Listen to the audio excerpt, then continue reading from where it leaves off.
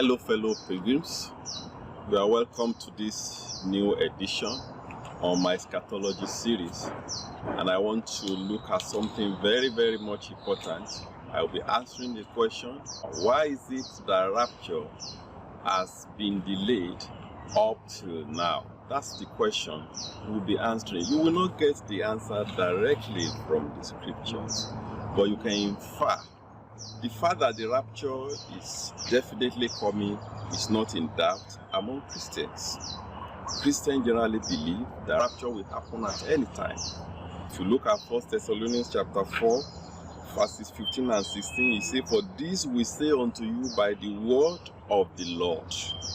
For the Lord himself shall descend from heaven with a shout, then we which are alive and remain shall be caught up together with them in the clouds to meet the Lord in the air." So the rapture teaching is the word of the Lord, not just the opinion of any man or an organization. If you go to 1 Corinthians chapter 15, verses 51 to 52, it says, "Behold, I show you a mystery, we shall not all sleep, but we shall all be changed in a moment, in the twinkling of an eye, at the last trump, for the trumpet shall sound, and the dead shall be raised incorruptible, and we shall be changed." So it's a very definite that rapture will happen, in which those who are dead will be resurrected, and those who are alive will meet the Lord in the air. So I'm answering the question, why the rapture is being delayed?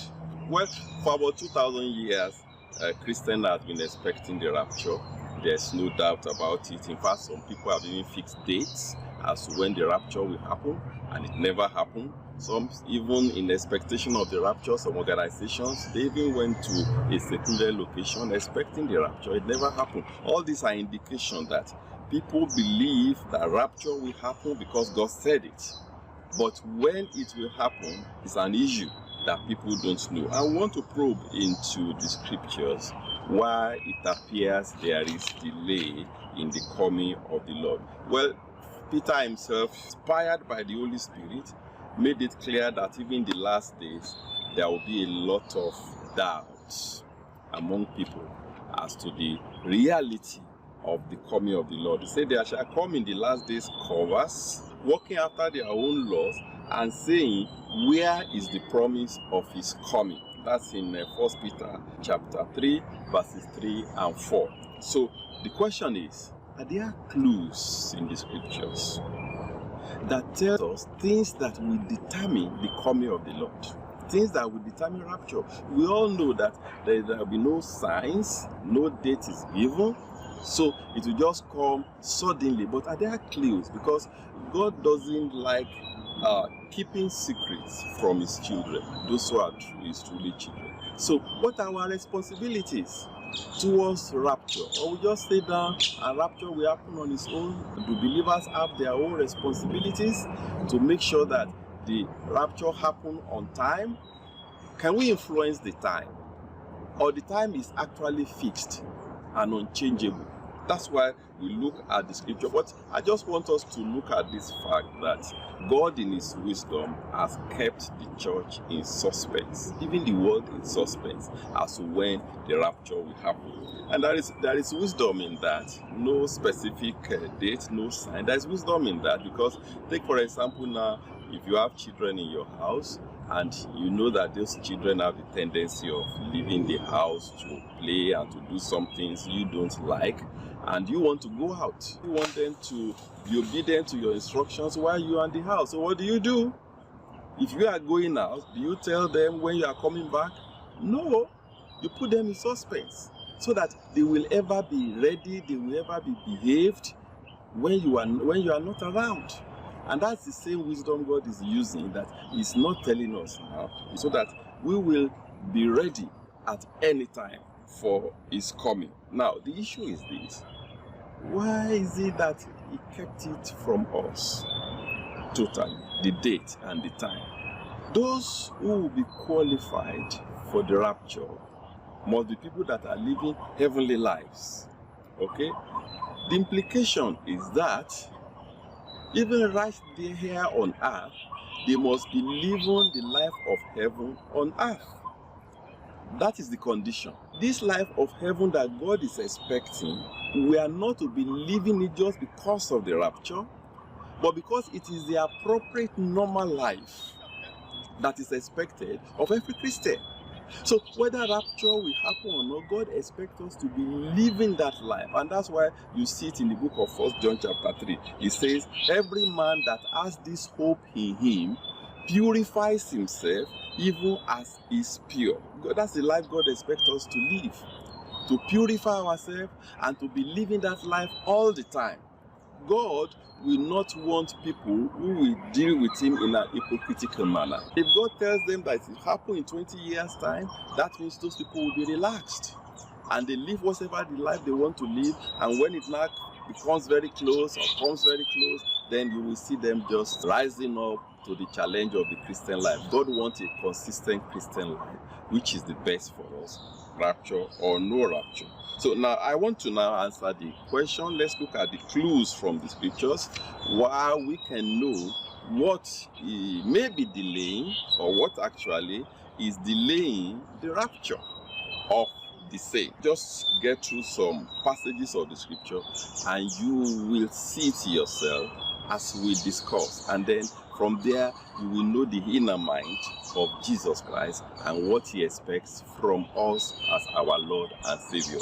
The first passage is in 2 Peter chapter 3 verse 9. It says, the Lord is not slack concerning his promise, as some men count slackness, but is long suffering towards what, not willing that any should perish, but that all should come to repentance. That's a familiar passage. And here he's saying that God is not willing that any should perish. That's expected of a loving father to his children. No father will want his children to go to hellfire or to roast him or herself in hell. And not only that, we human beings, we have the life of God within us. And God does not want anybody to take that life to hellfire. So he wants people to be saved. So the more these people are saved, the better for the purpose of God. Not only that, the second reason why the Lord does not want anybody to perish is because we have more than enough space in heaven. And God wants the space to be fully occupied. So the more the sinners who are converted, the better for the purpose of God to be fulfilled. Take for example now, this planet Earth we are in now, the diameter is just about 12,000 kilometers. But the universe, as far as we can see, that's observable universe. Because there are still a lot of things in the universe the astronomers have not been able to see. So, but we are talking of the observable universe. The dimension of it compared to the Earth, which is 12,000 kilometers, the diameter of the universe is 262,000 billion trillion kilometers. So, in other words, if you compare the planet Earth with the universe, is smaller than a grain of sand compared to the earth. So, and God, because of this large space he has for people to live eternally, then the more people who are saved to occupy the universe, the better. And you know, we don't even know how large heaven is. We are just talking of the universe alone. And at the end of the day, all the planets will be burnt with fire, and then we'll now have the new heaven and the new earth. Now, what's our own duty really? Because our own duty is to hasten it. And how do we hasten it? What do we do from our own side? Then we preach the gospel to people, since God wants many sinners to occupy the place. So everyone has to be occupied with preaching the gospel, every believer. And then you ask yourself, are you occupied with preaching the gospel? If you are not occupied, then you are not really helping issues. You are not really fulfilling the purpose God has for the universe and God has for mankind. So every hands must be on the deck to preach to sinners and win sinners to Christ. Praise the Lord. I've mentioned the first point now why the rapture may be delayed is because God wants more salvation of sinners, salvation in Christ. Then the second one is in John chapter 14. I read verses 1 to 3, where Jesus Christ mentioned about his coming. He said, in my Father's house there are many mansions, built mansions. And he said, there are many. Then he now told his disciples, he said, your own mansions are not ready. I've not even started. Your own mansions. I go to prepare a place for you. And then he also adds to it that when I finish preparing a place for you, I will come and take you to myself. So that means between the time Jesus Christ was talking to the disciples and to the time he will come back, the Lord Jesus Christ is occupied with building mansions for his saints, for his children. The mansions that were ready as at the time he was talking to the disciples definitely belongs to the Old Testament saints, not the New Testament saints. Now, I want you to get it clear that these mansions are reward driven. The mansions is based on the quality and the quantity of our service to Christ. So, since the disciples have not started serving God, there was no preparation of mansion for them, okay? But that started when they started serving Christ after the Pentecost. So the mansion God has for his children depends on the quality and the quantity of our service to him. So now, what is the implication of what Jesus Christ is saying? That I'm going there to prepare a mansion. When I finish, I will come back again. And they will know that the mansion has to do with reward. And reward has to do with when somebody has completed his service. So what Jesus Christ is saying in essence is that I will not come back until the church completes its assignment. The assignment of the head of the church, Jesus Christ, was completed. And that's why he said it is finished. And God is now saying, look, I won't come back until the mansions are complete. The mansions cannot be complete until the assignments are completed. So what Jesus is saying in essence is that the church must complete its assignment. He's not talking about individuals here now. He's talking about the body of Christ, the assembly of those who are born again. God will not wait for an individual to complete his assignment before rapture happens. But he's looking at the body of believers, those who are born again, those who have given their life to Jesus Christ. That's what Jesus Christ is talking about here. The question you will ask is that, when will the mansions be completed? The issue is this. Inasmuch as we are in this world, there will always be sinners. So it will not be possible to have a scenario where all the sinners will be converted. What is the assignment God has for the church? Win the world, perfect believers, and make them ready. Make them holy, because Jesus Christ is coming for a church without blemish. A church without any sin. So when will that be completed? It's God that knows, because it's God that knows who really constitutes the church today. But what's the challenge we are seeing here? The challenge we are seeing here as preachers of the gospel is that we have to be emphasizing perfection of believers. Perfection in moral, then perfection in knowledge of Christ. The Bible says, until we all come in the unity of the faith. That's talking about the knowledge of the truth. Until we are united in that. That has to do with doctrines, teaching of the word of God. So it means that for the church to be able to complete its assignment as God wants it and rapture happen, then the preachers also must concentrate on perfection of character, on holy living, and on doctrine. The knowledge of the scripture. They must concentrate on it, because that's what God Jesus is looking for. The Lord will help us to be faithful in Jesus' name. Then I go to third scripture I'll be opening.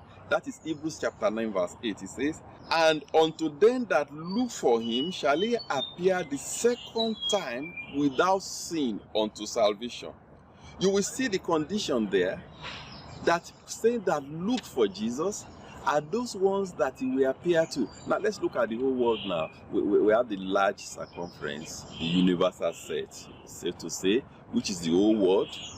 Within the universal set, we have the group or the set of those people who are church goers.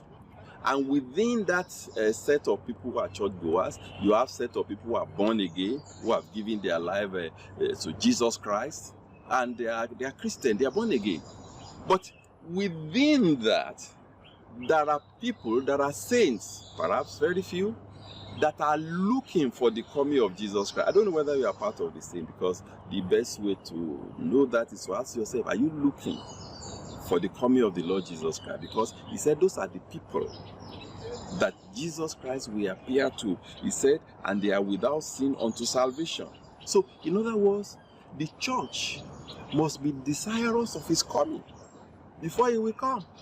If the church is distracted and we are just concentrating on how to make it, how to be prospered, how to be great in politics, and then we forget looking for Jesus Christ, then Jesus Christ will not come in that environment. So, but we must be looking for him. That's very much important. Now, it's the same thing for the full second coming of Jesus, when he will land on the planet Earth physically, that second coming.